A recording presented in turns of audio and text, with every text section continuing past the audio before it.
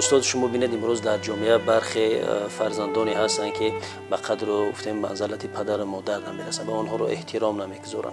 خب همون گونه که گفتید غذاهایی که برای آنها لذیذ است و برای آنها مقبول است برای آنها آماده نمیسازند، ولی بسیار بدبختانه و یا متاسفانه وقتی پدر و مادر میگذارند واویلا میگویند، یعنی که انگشتی حسرت میگزند. خب این حالت ها دیگر برای انسان فایده ای دارد یا نه؟ این منفعت به انسان نمیآورد و برکت انسان را نمیدهد. وقتی که رسول اکرم صلی الله علیه و سلم گفت که کسی پدر و مادر را میرنجاند و باعث رنجش حتمی میشود، یعنی عاق میشود، جنت رو وارد نمیشود، دیگر هم از زحمت ها بیفایده است. بله. اساس فلسفه اسلام هوشیار کردن انسان، یعنی پا گذاشتن انسان با جایی است که باید اول جاشو ببیند بعد پاشو بگذارد. یعنی بدون که فردا چی گپ میشود، برای فردا امروز احتیاط کن. تو بدون که امروز فرزندی پگاه پدر میشوی. اگر این پدر مقام منزلت داشته باشد از توسط شما، از فرزندت نیکی میبینی. پس ببینید ندانستن درد پدر و مادر، درک نکردن، احساس نکردن درک پدر و مادر، این فرزند حس نمیکنه، درک نمیکنه پدر چی دردی دارد، چی احساسی دارد، چی نیت و چی هدفی نیک سازنده دارد، این سبب رنجش میشود. طعامی که با هزار زحمت مادر آماده میکند، اگر از همین طعام، از همین غذا فرزند ذره عیب بگیرد، باعث رنجش مادر میشود. همینی که خدا در قرآن میگه که اوف نگو یا اوف مگو، همین است که نرنجان. این درجه عادی رنجش است. به هر صورتی که نباشد باید فرزند عیب و ایراد از پدر و مادر به هیچ صورت نگیرد. رسول اکرم صلی الله علیه و سلم در 23 سال عمر مبارک پیغمبریش تاریخ یاد ندارد که از طعام عیب گرفته باشد، که چرا این تفسان است، چرا این سرد است، چرا این شور است، چرا این تلخ است. هیچ وقت عیب نگرفته است. چی بماند با پدر و مادر؟ فرزند حق معنوی ندارد که از طعام هر چیزی که مادر آماده کرد عیب ایراد بگیرد، یا دیر کند عیب ایراد بگیرد، یا نتواند عیب ایراد بگیرد. همزمان اگر پدر برای فرزند مثلا لباسی از پیش خودش خرد، یا مثلا گردنبند، یا مثلا پای افضال، یا چیزی، حق تحقیر ندارد فرزند که شما نمیفهمید این دور و زمان اینو چیز قدیمه خریدید.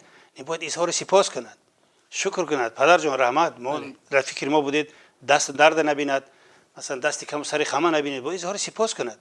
اگر ذره گفت که نمیشود، معقول نیست، یا شما هم قدم زمان نیستید، الکی رنجشی پدر میشود. بله. به همین خاطر فرزند باید خودفعالیت باشد، یعنی خودفعالیت که باید عقلی خودش رو به کار برد، هوشیار و بیدار و زیرک باید باشد. صبح که از خواب خیز پای افضال پدر را آماده کند، تازه کند و یعنی در خدمت باشد تا پدر را گسیل کند. و مادر را هم خیل. اگر فرزند کوشش نکرد، سر وقت خدمت نکرد، از فرزندش هم نیکی را نمیبیند. درست است که اکثر ما وقتی که یکی از اینها رو از دست میدهیم، بعدا باز به قدر اونها میرسیم که واویلا دیگر در بینمون نیستند. ولی از همون زمانی که پدر رو از دست داده، خب همون خالیگاه انم رو در خانه شما چگونه احساس میکنید؟ من قبلا هم گفتم وقتی که به خانه میرفتم، یک نفری بود که در حقیقت به استقبال من با دلپوری، با یک هیجان، با یک احساسات میبرآمد، مرا استقبال میگرفت، با آغوش میگرفت. ولی امروز همون خالگی را من کاملا احساس میکنم، چون که من از میان برادرانم، از میان پسران در خانواده فرزندی خورده بودم و چقدر نازکانه، چقدر با مهربانی، چقدر با ارکگی بزرگ شدم. ولی برابری از دست دادن پدرم من گمان کردم که خودم را از دست دادم، چون که پدر من از آوانی که خودشان را شناختند همچون یک مرد خانه، نانآور خانه خودشان را احساس کردند، کارشان در ساختمان بود. پدر من هیچ کاری گویم که در امور دولتداری کار نمی‌کردند، فقط در ساختمان بودند. با آبیله کف دست در ماه شاید 500-600 یا از این کم و زیاد مبلغ جمع آوری می‌کردند. ما 11 فرزند را با همون آبیله کف دست بزرگ کردند. ولی امروز میروم که حتی همون پاریسه ها بوی پدرم میکنند، حتی حولی همون قدم های پدرم را میبینم، ولی حیات که خودشان دیگر نیستند. یعنی که خیلی احساس میشود خودگی 100% تا حد احساس میشود که گاه من شکستگی خودم رو احساس میکنم که در حقیقت همون یک تکیه‌گاه واقعی و اساسی که در زندگی داشتم که در اولین شادیم کف میکوفت پدرم بود. در اولین مشکلاتم پهلویم راست می ایستاد پدرم بود. در اولین موفقیتم که مرا آفرین میگفت پدرم بود. ولی همون کسی که امروز این صدا از وجود مبارکشان بیرون میشد امروز نیست. و مادرم اگرچه کوشش میکنند که در نوبت خود جای پدرم را پوره کنند، ولی مادر جایگاه خود را داشته است و پدر جای خود را داشته است. نبودن پدر و مادر یا یکی از اینها برای هر یک خانواده تلفات خیلی بزرگ است. هیچگاه انسان ها خاصه فرزندها را خم زده نمیتوانند، فال زده نمیتوانند و حتی در یک گوشه دلشان راه نمیدهند که یک روز نه یک روز پدرشان از دنیا میگذرد یا مادرشان از دنیا میگذرد. ولی با امر قسمت و تقدیر چون یکی از دنیا درگذشت، بنای همان خانه یک قسمتش خواه ناخواه بلندگار می شود.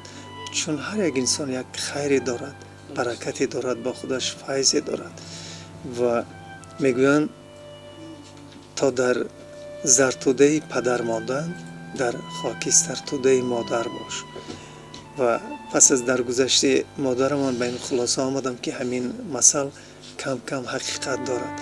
این نه به اون معناست که اصلا پدر من بی محبت بود و نسبت به ما مهر نداشت. نه، برعکس خیلی دوستمان می داشت.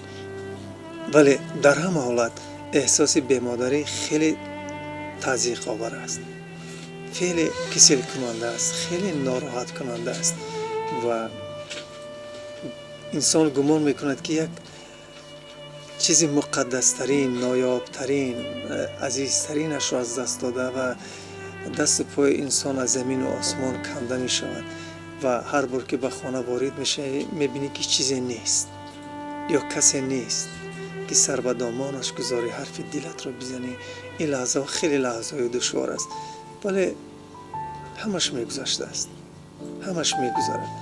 به اون خاطر که خوب بگذرد و در انسان ها خاطرات نیک باقی بماند و در آغاز راه با ملاحظه باشند انسان ها، یعنی در آغاز به قدر پدر و مادرهاشون برسند و احترامشون را به جا بیارند تا فردا مشت اندوه بر سر نکوبند. اگرچه که مثلا امروز ما هممون مسلمان هستیم، ولی فرزندهایی که به عبادتی بگیم خدا مشغول هستند، در حالی که پدر و مادر قدر نمیکنند، آیا همین عبادت، آیا همین عملهای صالح آن به درگاه خدا مقبول است؟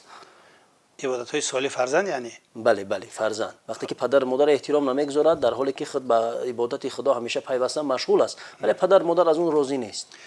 بله، این در نزد پروردگار هیچ عیب و گناهی ندارد. اما چون که در حدیث گفتم که راضی پروردگار در راضی پدر و مادر است، بله. غضب پروردگار در غضب پدر و مادر است.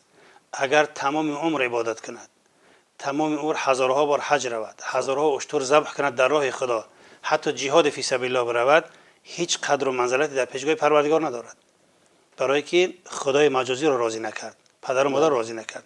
عبادت مقام خیلی بلند است.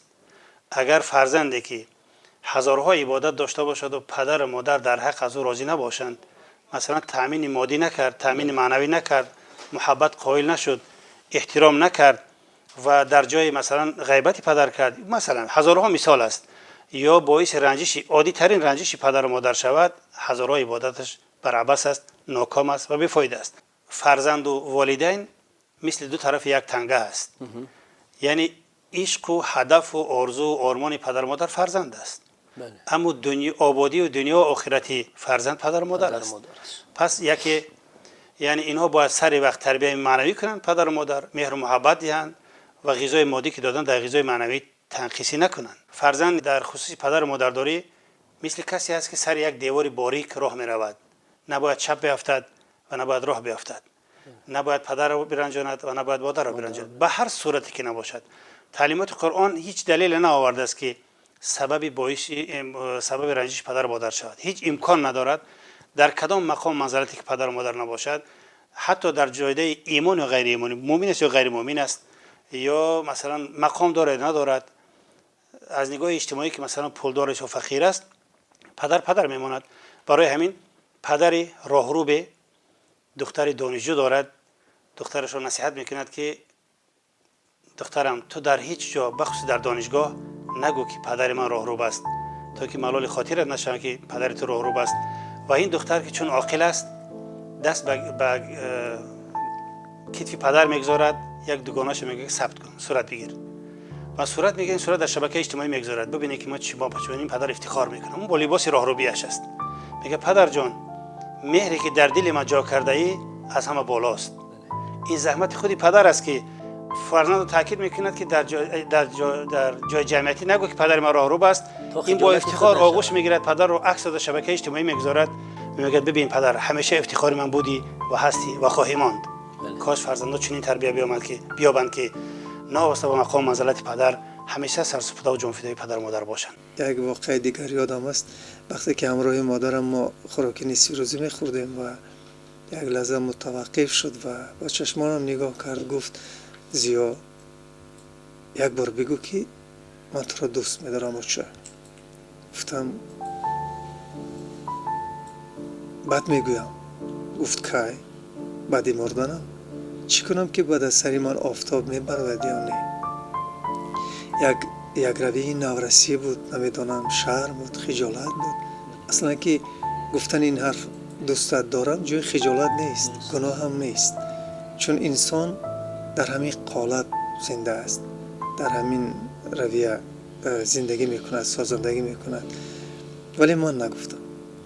ولی پس از اون که از این یاد درگذشت، یک بار نه، 10 بار نه، شاید هزارها بار گفتم آقا تو را دوست دارم، تو برای من عزیزی، مقدسی.